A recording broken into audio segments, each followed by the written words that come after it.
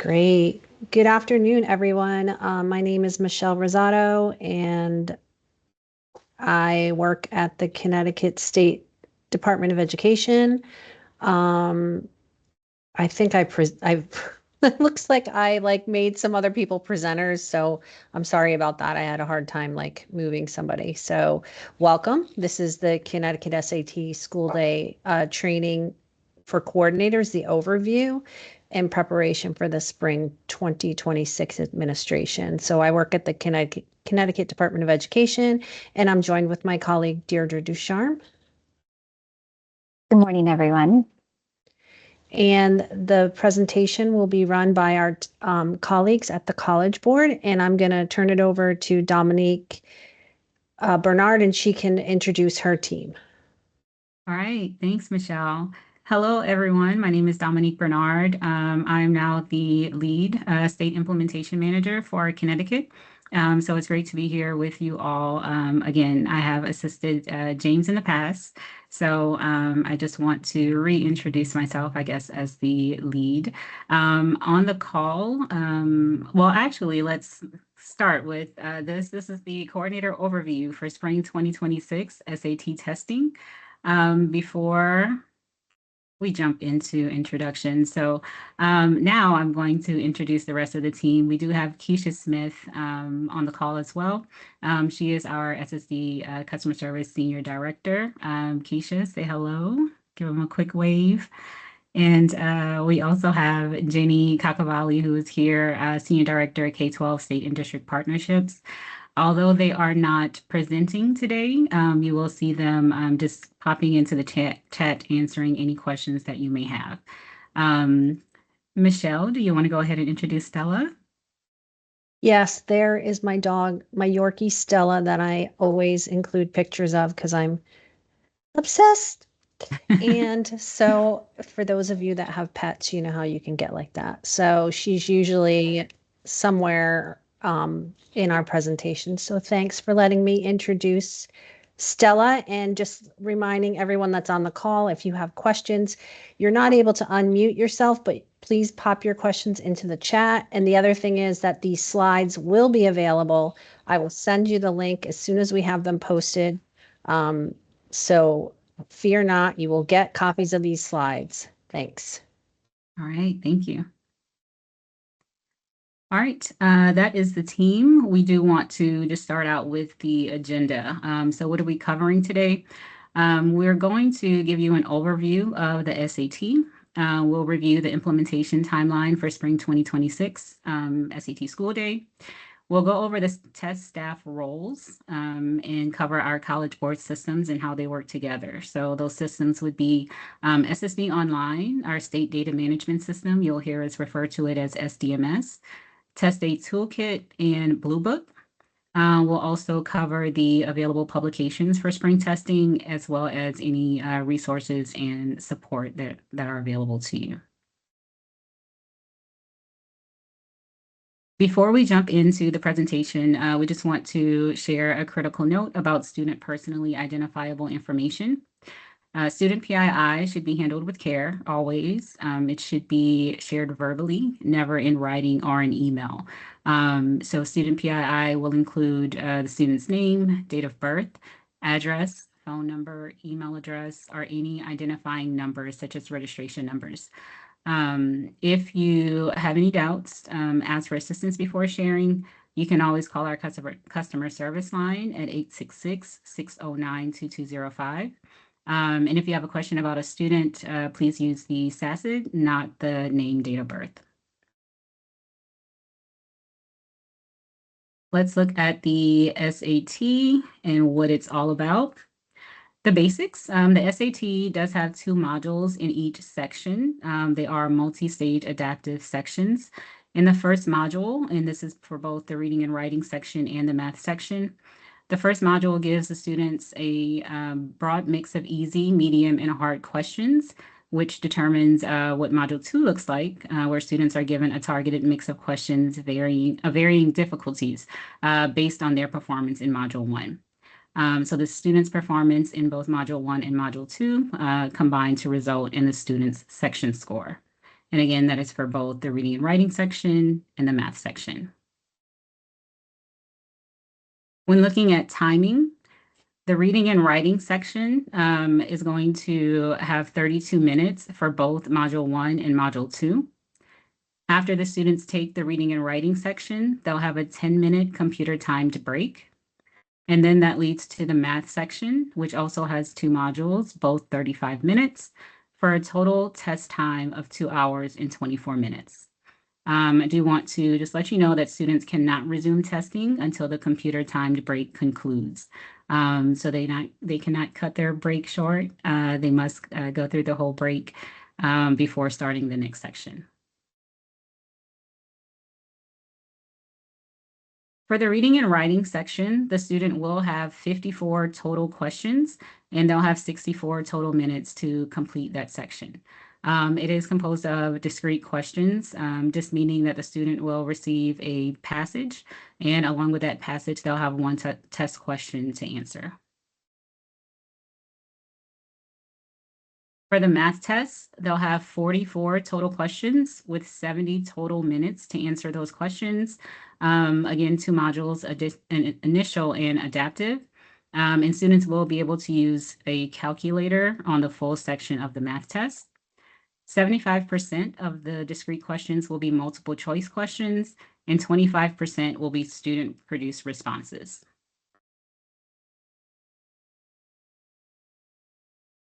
All right, now let's take a look at the spring 2026 timeline, starting with the testing window.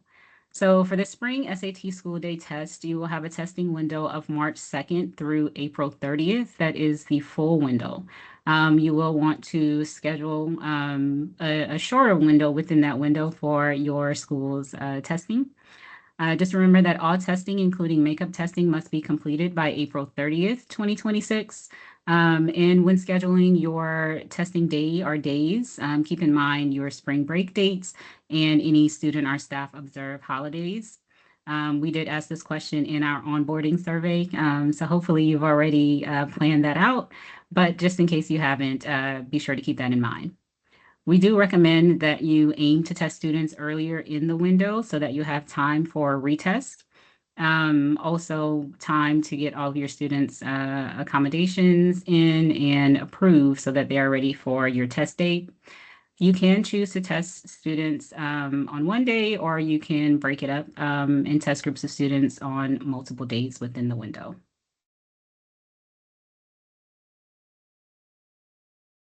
2025-2026 implementation timeline. So we do start early with onboarding schools.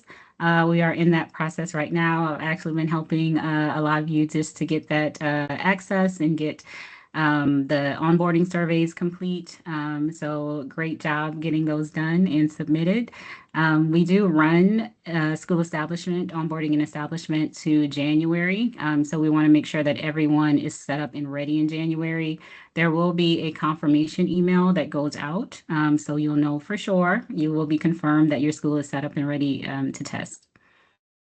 The College Board Interactive Checklist launch date is November 19th. That is next week. So coordinators will get an introductory email, just letting them know that they'll begin to receive task updates, just letting you know that the tasks are available and when the due date is. Later in this presentation, we'll take a deeper dive into the interactive checklist, but just note the date, November 19th, is when the checklist launches. SSD request deadline for College Board approved accommodations and EL support requests. The deadline is January 12th, 2026. We do have an SSD coordinator training coming up, so we'll get into all things SSD, SSD online, how to submit accommodations, types of accommodations that are available. We want to make sure you have all the information that you need prior to that January 12th date. So be sure to come with your questions, your SSD questions on November 18th, the date of our SSD training. College Board's required online training becomes available January 20th and runs to February 27th. You do need to make sure that you, as well as all of your test day staff, are trained and ready to administer the test before the test window opens. access to College Board state data management system, as well as access to College Board's test day toolkit. That is going to be early February. We are aiming for the very first week of February. Be on the lookout. You will receive an email just to let you know when it becomes available. But we'll talk more about systems later in this presentation. Student readiness activities 1 to 2 weeks prior to test date. With that, we want to make sure that students are ready, devices are checked, and that we can avoid any issues on the morning of testing. State testing window, March 2nd through April 30th. And then once students test, the educator score release begins on March 31st, and the student score release begins on April 2nd.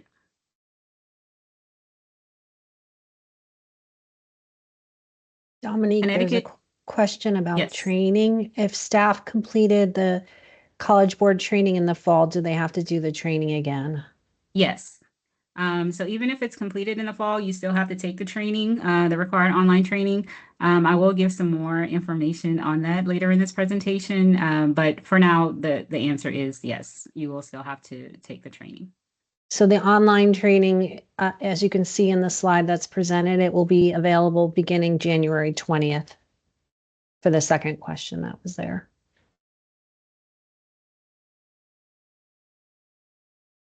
All right.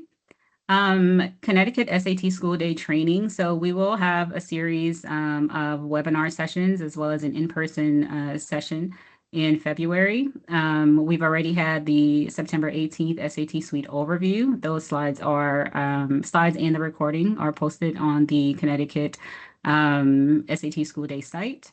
The Connecticut SAT overview is today. You are attending right now.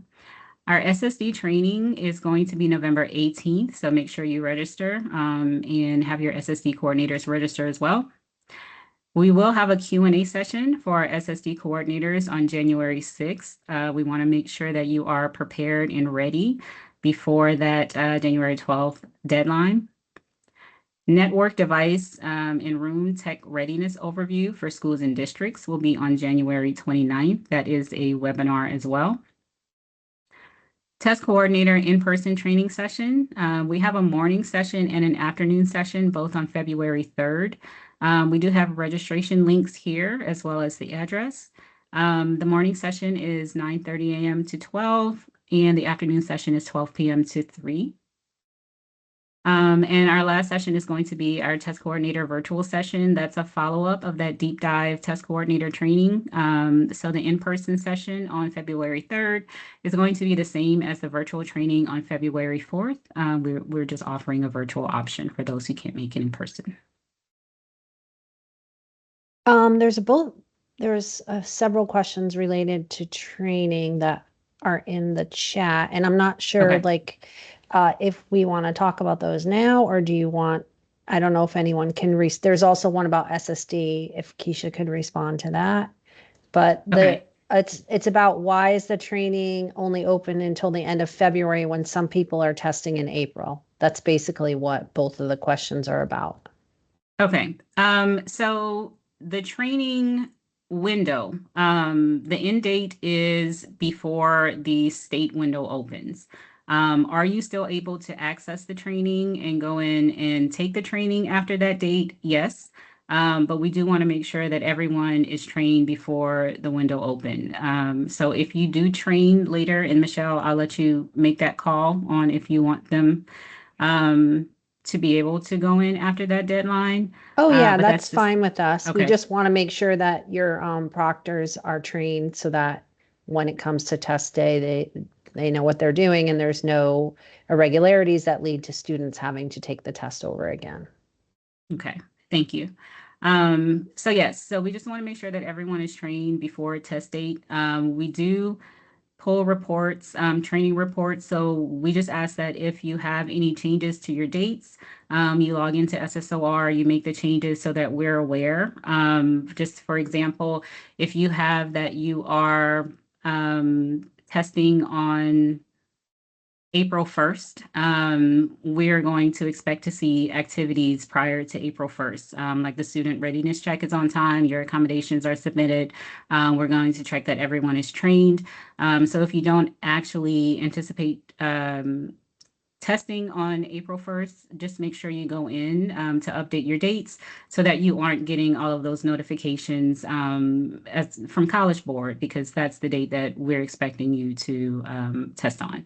So that would be my only recommendation there. Were there any other questions we need to answer at the moment? There's one that I've gotten before about can we train as a group or is it individual? And we've allowed schools to train as a group as long as everyone is going through the same training. So Okay. that's fine. Okay. And we do have a slide on training. So if any other questions come up, we can tackle it there because there is some more information that I wanted to share about the required online training. But we'll get to that in just a few minutes. Before we jump to training, we'll talk test staff roles. So your testing team will consist of your school test coordinator, your SSD coordinator, your tech coordinator, and then test day staff, you'll have your technology monitor, proctors, and room and hall monitors. So starting with your school test coordinator, the school test coordinator will oversee all planning and testing activities for all students, including those with accommodations. So you will be working with your SSD coordinator just to make sure students that are testing with accommodations are set up and ready to go, as well as your technology coordinator, because we want to make sure that they're able to access everything that they need for a test day. They'll work with the technology staff to ensure devices being used for testing meet technical requirements and that Blue Book is installed. They'll identify staff to support test administration, ensure they have access to training and resources, print and distribute sign-in tickets, and I submit think your irregularity slides reports. are not, you didn't move it. Well, I don't see it. I still see the training slide. Oh, okay. Do you guys, Jenny, is that what you see or do you see the right slide? I see the Connecticut SAT school day training slide. Okay. Oh, okay. I'm not sure what happened. Maybe see. like stop sharing and share again. I don't know. Teams can be weird. And someone did ask, like, if I can't go to the SSD coordinator training next week, can you still be one? Oh, Deirdre responded, but yes, of course you can. You don't have to attend the training. And we always record and post, as Deirdre said. So. Okay, let's try again.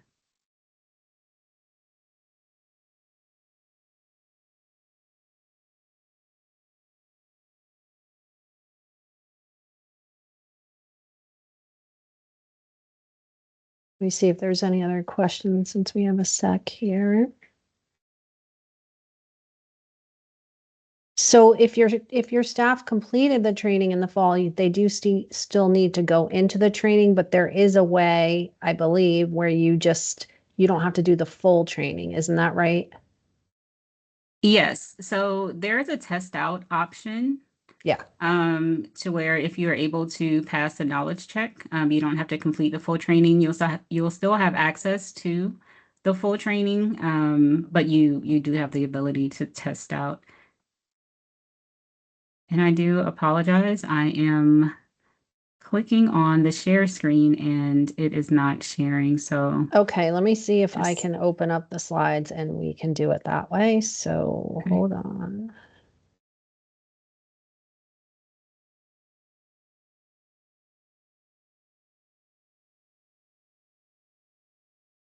Okay, so.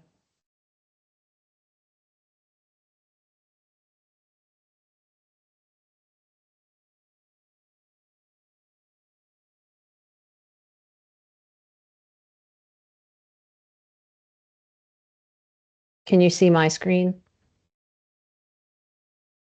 Yes. Okay, so let me skip ahead.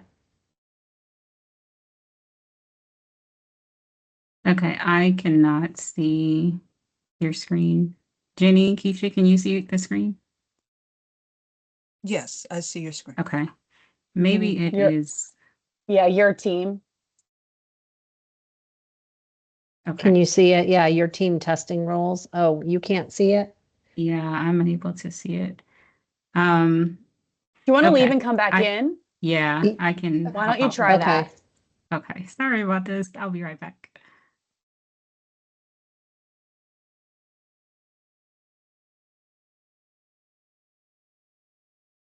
Okay, Oh, it's saying that. Okay, got it. Be right back. all right. So for the roles, she's just going to talk about like we've talked about this before. If you're the coordinator, you're going to oversee all the activities. You're going to make sure that your staff is has access to test a toolkit. You're going to make sure that all your devices meet the requirements. Are you still there, Dominique? No. Okay. And then you're going to make sure you print and distribute tickets that they need, and any irregularities are going to be submitted online through Test Aid Toolkit. And then your SSD coordinator, they're responsible for submitting all your accommodations requests for students that require them. They're going to make sure students are sitting in the appropriate rooms based on their accommodations, and they're going to collaborate with the test coordinator and your technology coordinator.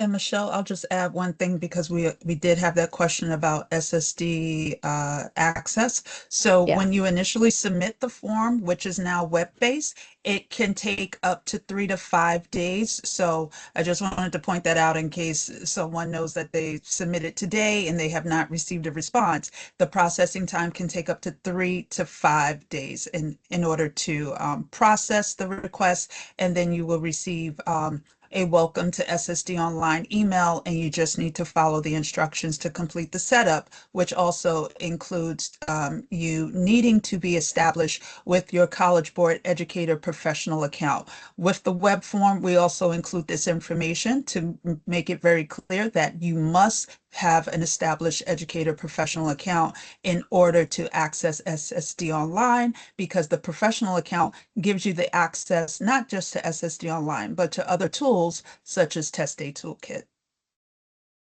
Perfect. I'm sorry if the slides are like small because I think I have my sidebar on, so I don't know if they are or not, because Teams is so bizarre. I can't see like your cameras at the same time I'm looking at the slides. And I don't know if Dominique is back, but I'm going to keep going. So tech Yes. coordinator. He is back. I am. He is Okay. back. Yes, Yeah. I am here. Okay. Michelle, do you want to continue or do you want me to try to? Do you want me to unshare? Do you want to try again, or can you see the Yes. screen with my slides? I can see the screen. I can try to share. I'm not sure Okay. if. Yeah, Okay. go ahead. All right, let's see.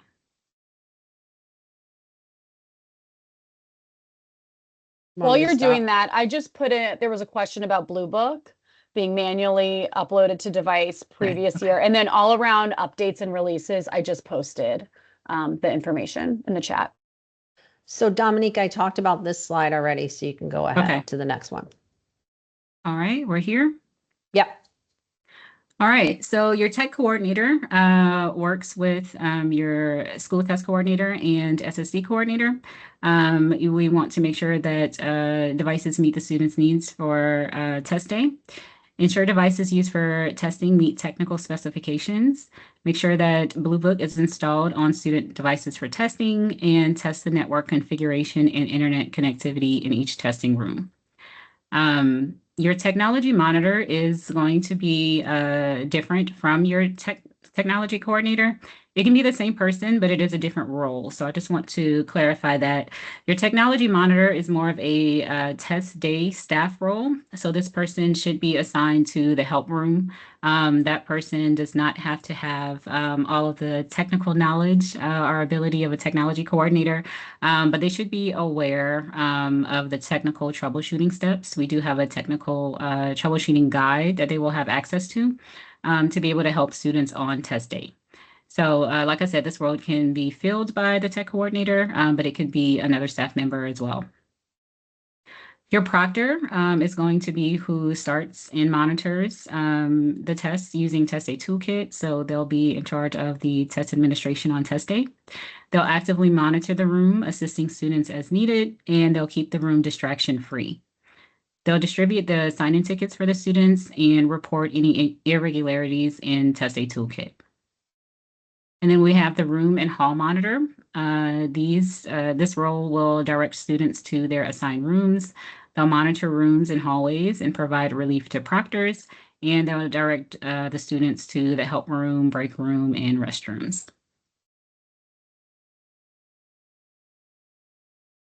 Now we want to talk about test staff ineligibility criteria, which is just saying that the school test coordinator, if they have a child or a household member within the same building, they may not serve as the school test coordinator for that school.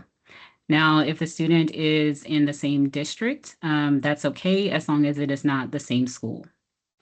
For proctors, the proctor may still serve as a proctor within that school if they have a child or household member there. They just may not administer the test to that child or household member. For the technology monitor, it is the same as the school test coordinator. If they have a child or household member in the same building, they may not serve as the tech monitor. Again, within the district is fine as long as it is not the same school. Just a quick note that staff members are not permitted to engage in any paid private SAT suite related assessment preparation. This does exclude teaching as part of the regular school curriculum. Does that mean, and I know that it means that, but it's to me not explicit. If Yes. they are engaged in paid private SAT suite related assessment preparation, they may not serve as proctor, school coordinator, or tech monitor? Is that what That that is means? correct. Okay. Yes. It's not super clear the way that it's written there. So, Okay. We did have a question, and Jenny, you can correct me if I'm wrong, but I had a question in the past that if they are paid, being paid by College Board, that is fine. What do you mean paid by? Sorry. So Paid by if College they Board to do are, what? yes, if they're proctoring, and I can come back to that. I'll verify. I don't want to take up too much time. But if they're if it's SAT related prep, but they are not paid by the school, if they're being paid by College Board, then that does not count. But I'll verify and I'll come back to Yeah, I that don't to think we clarify. probably, I don't know if any places we're doing that, so it shouldn't be an issue. Okay. Best case though is always just to reach out to customer service if you have any like specific questions around this. Okay. Thank you.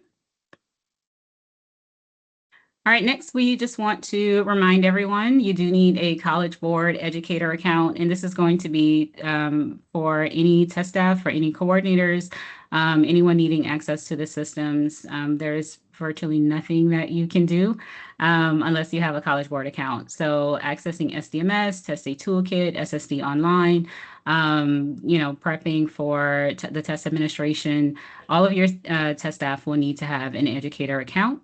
And if you do not already have one, we do have a link provided here where you can create one. The College Board educator account does need to be tied to your professional work email address, so school or district email, and it should match the email address that was provided to College Board during onboarding.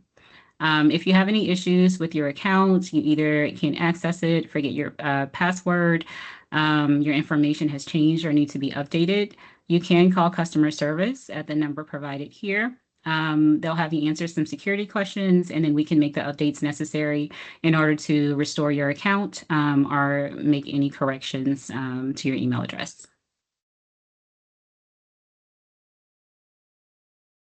Changes in test staff. So this is new.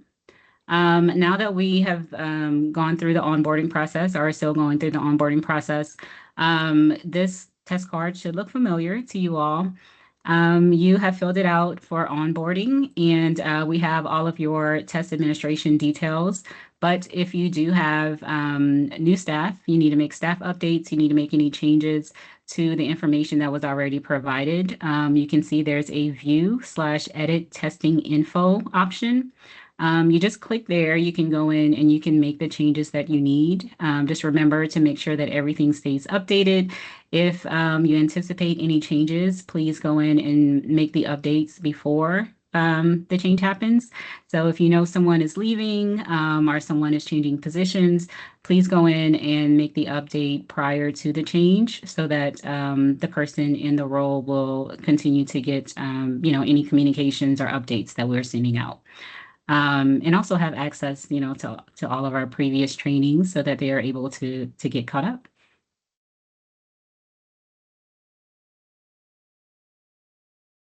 And we'll take a look at our College Board systems. So CSDE does provide College Board with the registration file. And as the SSD coordinators, you would go in to SSD Online to enter all of the student accommodation or the requests for student accommodations. The information that is received flows into the State Data Management System, which we refer to as SDMS. Within SDMS, you're able to go in and review the student registration data and accommodations data. They'll all appear here. So you can just check for accuracy. If any updates need to be made, you can reach out to either College Board or CSDE to make those updates. Just we ask that you allow at least one full business day. You're able to go in, depending on the role, to force match or waive accommodations. We'll get into that a little bit more during the SSD webinar, but for spring testing, you can go in and waive accommodations for students that will only affect the SAT school day test. You're also able to go in and view student testing status at the school, district, or state level, depending on your role. And just a note here to contact your district's PSIS coordinator if there are any inaccuracies in student information listed in SDMS. So the way that the systems work is that once the information is uploaded into SDMS, it does trickle into Test A Toolkit and Blue Book. So if you see anything that is not accurate in Test A Toolkit or Blue Book, we cannot make any changes there. They need to be made from the information that is going into SDMS. So just a quick note about that. Once the information is loaded into SDMS, it takes a business day to get into Test A Toolkit and Blue Book. So Test A Toolkit is going to be what is used to prepare for and administer the SAT. Test Day staff will use Test A Toolkit as well as coordinators. They'll have the staff room and student registration information there. So coordinators can get in, they can go in and set up the test rooms, create rosters, print out the test tickets, just make sure that everything is set up for testing. And proctors will be able to get in and start and proctor the exam, as well as submit irregularity reports. They can also track student progress in Test A Toolkit while the students are testing. The information does flow from SDMS into Blue Book as well. So we want to make sure that everything is correct because the information that is in SDMS will determine the student's test package. So we want to make sure that everything is right for the student. When they go in to complete the student readiness check, they'll be able to verify the information and on test day as well. So just make sure we have all of the correct information so that the student doesn't have any trouble. All right, taking a look at SSD Online. What is it? SSD Online is College Board's online request and management system for accommodations. So SSD coordinators will be able to use SSD Online to request testing accommodations for their students, including specific EL and ML accommodations. They'll be able to track the status of accommodation requests and view information about all their SSD students in one place. For returning SSD coordinators, you'll be able to go in and confirm your access by either logging into your College Board account and selecting SSD Online, or you can go directly to ssdonline.collegeboard.org. You'll use those same credentials for your College Board account, and you would just make sure you still have access for this upcoming year. For new coordinators, although you have been identified and sent in to College Board just letting us know who the SSD coordinator will be, you still need to establish yourself as an SSD coordinator by submitting the online SSD coordinator form. You guys will be happy to know that it is an online form. I believe Keisha was speaking on this earlier. But it can be submitted online now. You will need to have an AI code for your school, a College Board educator account, and then you would complete the form and fill it out. There is a link here for those of you who need a link to the form. There are instructions on the form on how to submit it. But we do want you to know that part of the completion is to upload written approval from your school administrator. And College Board will be verifying the information via the school's online staff directory or contacting the approving school administrator. Lack of clarity or response will affect access. And we just want to let you know that because it does affect timing, we want to have everything done in a timely manner. The time from submission to access is normally 5 business days. That is depending on how fast we can get a response and verify the information. Each school or program must have one primary SSD coordinator, but may have multiple if permitted by district or school policy. So just make sure to get that form submitted if you have multiple SSD coordinators as well. We do have tutorial videos and training links listed here for anyone who wants to access some SSD online and accommodations information prior to our training next week. Keisha will be leading that training. She'll be going in and give you guys a deeper dive into what those accommodations look like, what accommodations are available, how to select the accommodations in SSD online. But you can access these trainings at any time as well.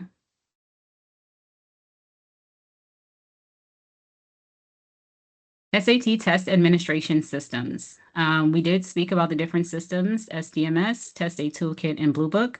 Just a reminder that SDMS is going to be used for registration, Test A Toolkit for test coordinators and proctors for test prep and administering the test. And Blue Book is going to be for the students. So the students do test on Blue Book, but I do want to just make a note that students are able to go in and use Blue Book for practice also. And there's a test preview as well as a full-length practice test.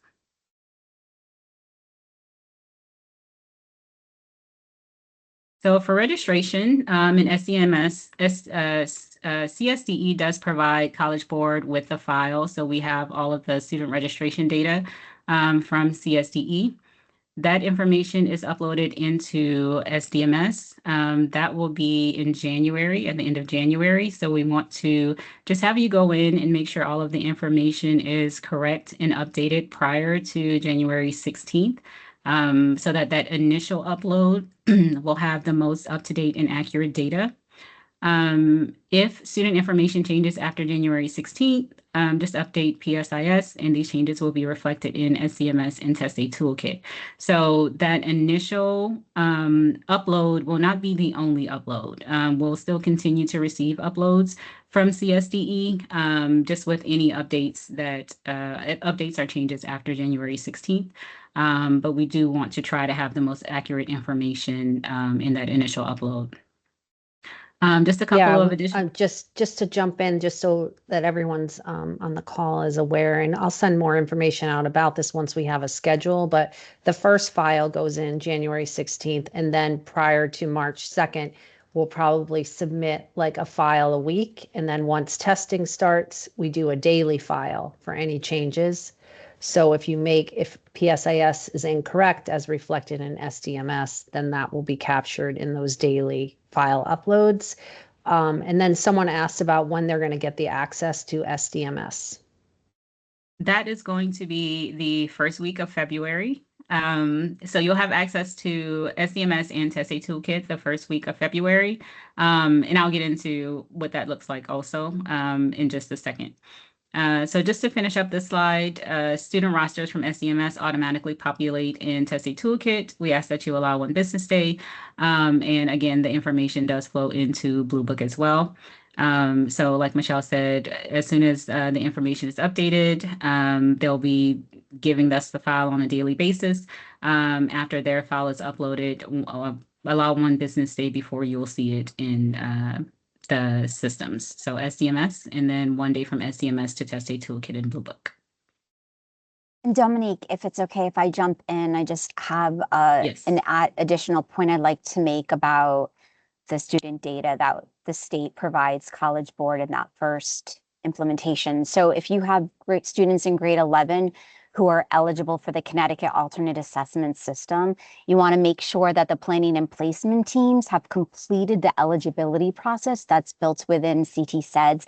A determination really needs to be made and finalized by December 22nd so that those students are not included on the initial roster that's provided a College Board. Otherwise, if a determination is made after that date, you will see these students that are eligible for the alternate on your roster in SDMS. And for those kiddos, they should not be taking the SAT. All right. Thanks, Deirdre. Do you mind if can I take yes. this one since I was the Yes. one that added this? This is like, these were common occurrences like for the last several years, but I just wanted to call out the reasons why students do not appear in SDMS and then Test A Toolkit. So, and this means that you have to reach out to your PSIS coordinator, and also just letting you know that if you use systems like PowerSchool, I can't remember some of the names of the other systems that other districts use. That's not the same as PSIS. It's not they don't feed into each other. So you have to make corrections into PSIS.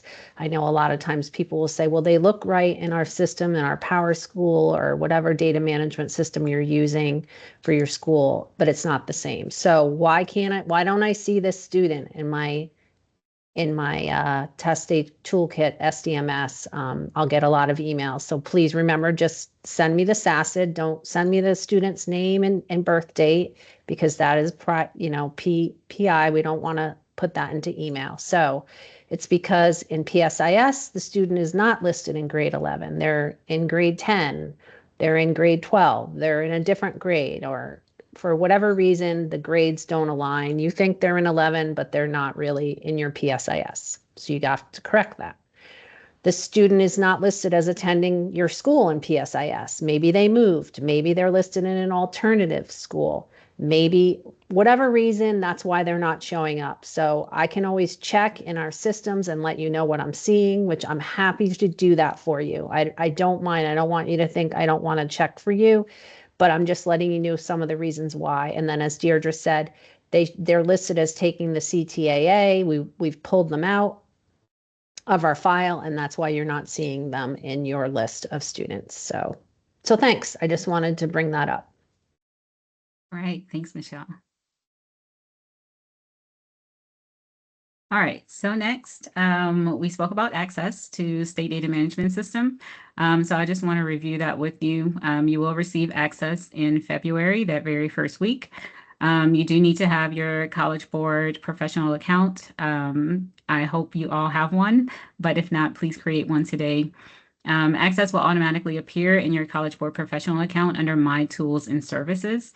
So you'll automatically see it there and can access it from there, but you will receive an email with a link. You can click that link to access it also. Student information will not appear in SDMS until it has been uploaded by CSDE from data in PSIS. So just keep that in mind. We do have a process. Sometimes you just have to wait a day or two for it to be updated. For access to Test A Toolkit, very similar, but there is one difference. So you will still receive the access in the first week of February. You still need to have a College Board professional account, of course. You will see it under My Tools and Services. But the difference with Test Day Toolkit is that you will need to first access, your first time access will need to be from the link that is provided in the email. So you will get that email invitation. You'll have the option under My Tools and Services, but that very first time, you just need to make sure that you're accessing it from that email invitation. Again, student information will not appear in Test Day Toolkit until it has been uploaded to the State Data Management System. If for any reason you don't see the invite, please check your spam first, but call our customer service line and they'll be able to help you out with your Test Day Toolkit access. Do you have to be listed as the coordinator and backup coordinator to get access? Yes, you'll need to be listed as the coordinator. The coordinator will be able to give access to other members, but that initial invitation does go to the school coordinator. Okay, great. So that's one of the reasons to make sure that what's in SOAR is the most up-to-date information. Yes. Additionally, make sure that your email is correct. I had a few bounce backs. I'm going to follow up with those people to figure out why they're incorrect, but just Mhm. letting you know that you need to make sure that you are the person who's supposed to be getting it. Yes. And please, thank you, Michelle. That is just, we just want to reiterate to please, you guys do have access to SSOR. You can log in and you can make changes as much as you need to. So please keep that information up to date so that you are receiving all of the communications, not just from College Board, but CSDE uses that contact list as well. So just a little side note on that. All right, looking at Blue Book and the device requirements. The acceptable devices will be laptops, desktops, Chromebooks, and full-size tablets. For the Chromebooks, we do want to make sure that they are school-managed Chromebooks. External mice are permitted, and tablets may use external keyboards.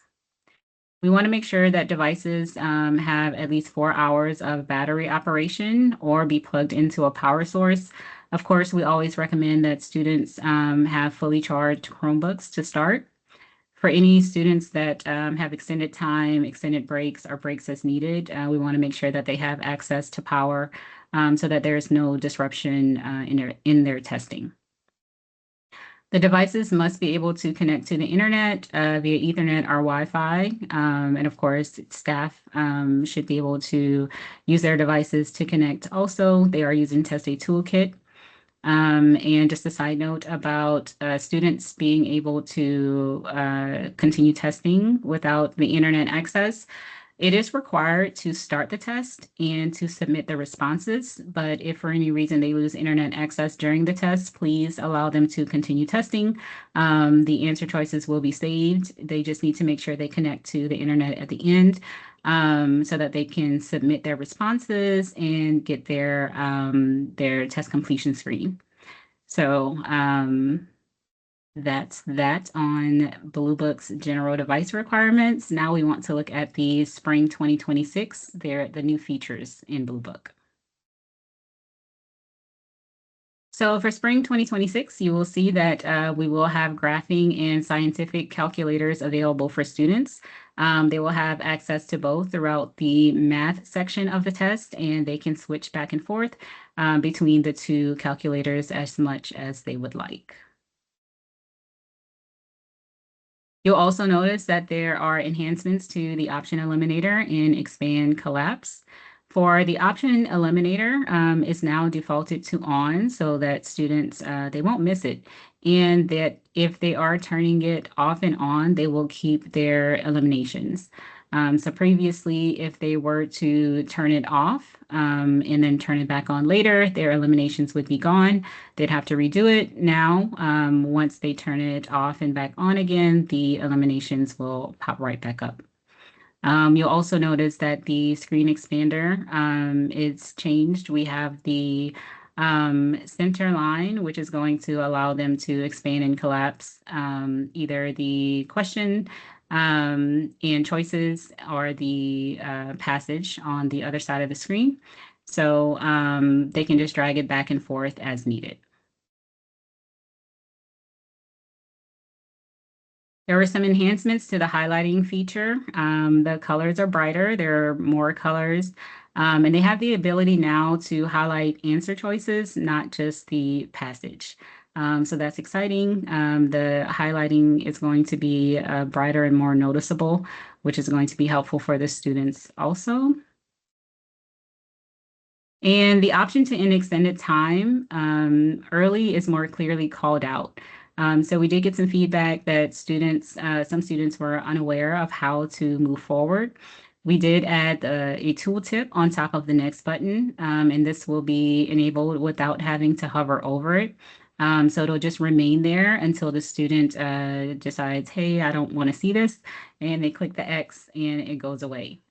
So it'll stay there until the student decides they don't want to see it anymore, but it will be there to let them know that they are able to move on, and that is after the standard time. So just to be clear, all students do still need to sit for standard time. It only appears when it's time to move on. And for enhanced embedded text-to-speech, we do have new voice options, meaning that instead of only having access to the Blue Book, the voices in Blue Book, we are now allowing students on Macs or iPads who are approved for embedded text-to-speech to be able to choose from any voices that have been previously downloaded to their device. So if there's a voice on their device that they're used to using, they're used to hearing, they're comfortable with, they will have that option in the drop down also, instead of only having those Blue Book voice options. Of course, we want them to be able to practice with this. So we always recommend doing this during the student readiness check, making sure that they are prepared to just choose the voice on test day and go with that one. We don't want them spending a whole lot of time choosing between voices, but they do have that option moving forward. Available publications for spring 2026.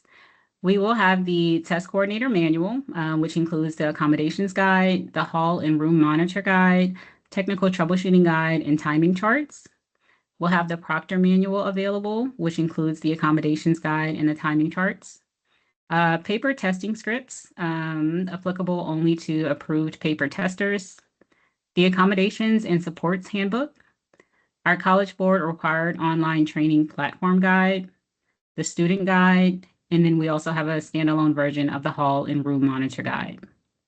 These publications will be made available starting December 2025, and they will be shared as they are released. Resources and support. We previously talked about the interactive checklist tool, but just to make a quick note about it, it comes out on November 19th. And that's going to be the introduction email that you receive, just letting you know all about the interactive checklist tool, how you can use it, and what to expect. And then starting in December, you will start to receive your tasks. So you will have a task checklist. You'll receive automated email reminders about those tasks. You'll have the ability to track task completion and let College Board know when additional support is needed, which means you can either let us know, hey, I completed this, hey, this is in progress, or hey, I'm stuck and I need help. If you do click I'm stuck, someone from College Board will reach out to you to see what the issue is and help you work through it. Of course, this is a tool to just help to keep you on track, but it is not required for you to use this tool. So if you choose not to, we won't come and ask you why you aren't using it, okay? All right. Another resource you have available to you, very important resource, is Connecticut's SAT School Day website. Michelle, she does go in and update just so that you have all of these trainings available to you. There are also the publications that are provided there, additional resources just of SSD. And the page that you're seeing right now is the Connecticut SAT School Day overview. but I will quickly give you just an idea of what the related resources page looks like. So you'll have the PDF versions of the slide decks that I'm presenting, as well as SSD and any other presentations that we have. Scoring and reporting information, like I said, SSD information, documentation, accessibility charts. There's lots of helpful information about preparing for test day, staying on top of things, and just helpful resources to get you through. Who to contact, when, and how. You guys have lots and lots of support on both sides. I work very closely with the CSDE team, and they are always, always, always just looking out for their educators. So I know you have a very supportive team in CSDE. We do have Michelle and Deirdre's information here if you need to contact them. Most state policy and procedure questions should be going to Michelle and Deirdre. But you can also contact our College Board team if you have anything specific to SAT School Day. We have a dedicated line for Connecticut educators at 866-609-2205. We also have a dedicated Connecticut inbox. It's ctsat@collegeboard.org. You can email us about anything, call us about anything that you need help with, any type of troubleshooting, any questions that you have. But both CSDE and our College Board support team, if there's any type of escalation that does come to me, your state implementation manager, and I've gotten to know a lot of you during this onboarding process. So you know that I will work with you to try to resolve any issues that you have. But I do proactive outreach as well. So if anything is missing, if anything is, raising any type of concern, if there's something that you may not be on track about, you may hear from me. So just make a mental note if you see something from Dominique, it's probably just something that, hey, maybe you forgot to do something, or, you may need to check in with your staff on something, mostly training, is what I'll probably do outreach about, just to make sure everyone is prepared and ready for testing. So this is your who to contact, when, and how. You'll have access to this information. These slides will be posted, like Michelle said, on the Connecticut website. And that's pretty much concludes our presentation. We do have a little time for questions, right, Michelle? We do. There haven't been any in the last minute or two, but Okay. As Dominique said, you have our information. You can certainly reach out to us with any question, even if you think it seems like maybe you should know the answer. That's okay. That's why we're here. We're here to support you along the way. And I neglected to thank you for your role in this. I know a lot of you probably were voluntold to take this to be the organizer for this test, or the coordinator, or whatever role that you have. We're really appreciative of the work that you're doing on behalf of your students and your school. And we're here to support you along the way. We've got a bunch of other trainings, as we mentioned earlier, that hopefully will provide any kind of answers that you might have for questions. But yeah, we have a great team. And that was an awesome presentation, Dominique. Thanks so much. I don't see anything else in the chat, but does anyone else want to mention anything that maybe we might have left out?